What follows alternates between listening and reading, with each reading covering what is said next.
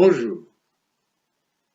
Comme nous l'avons vu précédemment, après s'être situé par rapport à l'univers, en tant qu'infime partie de cette immense harmonie, et avoir acquis la conviction que la puissance sacrée de l'indicible Créateur est partout manifeste, l'homme, certain de son alliance avec le monde, tentera de parvenir à une plus totale connaissance.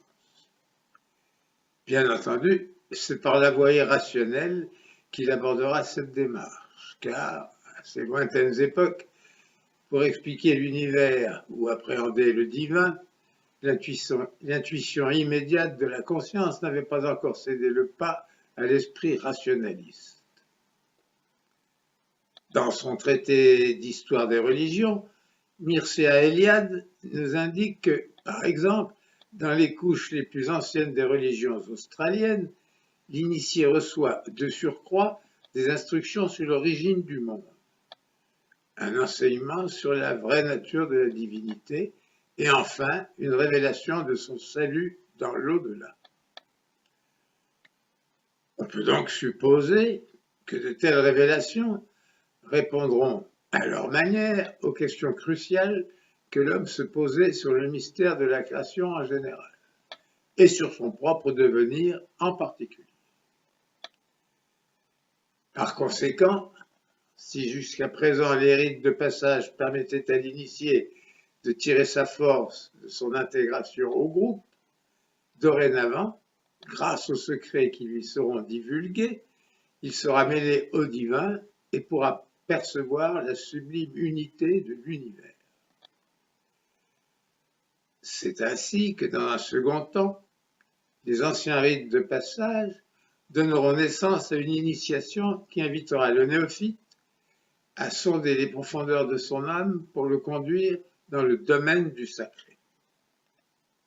Toutefois, il faut encore rappeler que ces connaissances acquises par l'initiation diffèrent selon les peuples et bien entendu selon les époques. Mais d'une manière générale, celles qui tentent de percer le mystère de la destinée humaine sont fondamentales et elles seules nous intéressent. Dans cette perspective, on rencontrera, dans nombre de civilisations, une constante troublante qui est celle du miracle originel, fondement des religions de salut. Pour comprendre cette constante, il faut tenir compte du fait que l'intellect a des limites que l'homme ne peut pas dépasser. Aussi, pour pallier cette restriction, est-il indispensable que l'esprit humain prenne un point d'appui dans l'immensité de l'espace et du temps, ce qui le contraint à accepter, comme une sorte d'évidence, les révélations des écoles ou des religions à caractère initiatique. C'est ainsi que les enseignements secrets dévoileront l'existence d'un être exceptionnel, venu à l'aube des temps pour gratifier l'espèce humaine d'innombrables bienfaits. Pour la mythologie, il s'agira d'un ancêtre ou d'un héros prestigieux, et pour les religions, d'un dieu. Mais, phénomène remarquable, dans tous les cas, ce sauveur, trahi par des puissances maléfiques, connaîtra un injuste trépas dont il triomphera toujours grâce à une miraculeuse résurrection.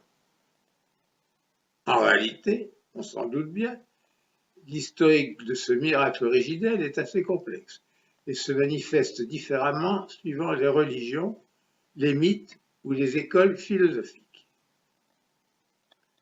Cependant, le but de ce mystère révélé reste le même, car il répond au besoin fondamental de l'individu de communiquer avec la vérité éternelle. Mais n'oublions pas que dans le domaine initiatique, cette vérité qui relie l'homme à Dieu n'est pas celle de l'enseignement dialectique des églises ou des universités. C'est au contraire, ainsi que nous le rappelle Édouard Schuré, la vérité ésotérique qui a sa source dans les profondeurs de l'âme, dans la contemplation intellectuelle des idées mères et dans l'énergie de la volonté appliquée à la vie spirituelle. Considéré dans cette optique, on conçoit aisément que la naissance de tel mythe est un événement capital dans l'aventure spirituelle de l'homme. Qui plus est, ces croyances modifieront fatalement le sens profond de l'initiation. Puisque, par sa mort, le héros mythique a connu l'au-delà, il a forcément vécu l'initiation suprême.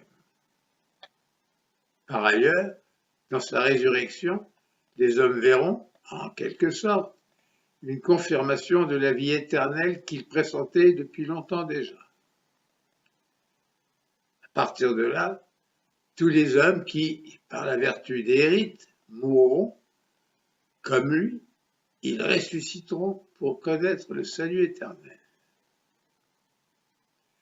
Un nouveau degré vient donc d'être franchi dans le domaine initiatique, car désormais, si la mort de l'ancêtre prestigieux est considérée comme la suprême initiation, c'est qu'elle permet aussi d'accéder à la connaissance totale. Voilà pourquoi il sera donné à tous les futurs initiés, par un trépas rituel, le moyen d'acquérir le même savoir. Pour l'homme du monde antique qui croit au mystère de la mort et de la résurrection d'un quelconque sauveur, il est indispensable de transmettre à chaque génération le contenu de ce mystère originel. Pour assurer cette transmission, il convient de modifier la qualité d'âme du néophyte en élevant le niveau de sa conscience, et seule l'initiation permet d'obtenir ce degré d'émotivité qui rend possible l'émergence de l'esprit humain. Mourir à ce qui est inférieur pour renaître à une vie supérieure, tel est le thème fondamental de toutes les initiations. En opérant cette sorte de métamorphose psychique, l'initiation offrait donc à l'homme la possibilité de vaincre sa peur de la mort et le conduisait ensuite vers la recherche de la vérité. À en croire à la présence de ce courant mystique dans de nombreuses civilisations de l'Antiquité, il est indéniable que ces pratiques, plus ou moins secrètes, répondaient aux besoins innés de l'homme d'approcher le divin et d'en prendre, si j'ose dire, une assurance sur la survie. En somme, si elle peut varier dans sa forme, l'initiation a toujours le même but.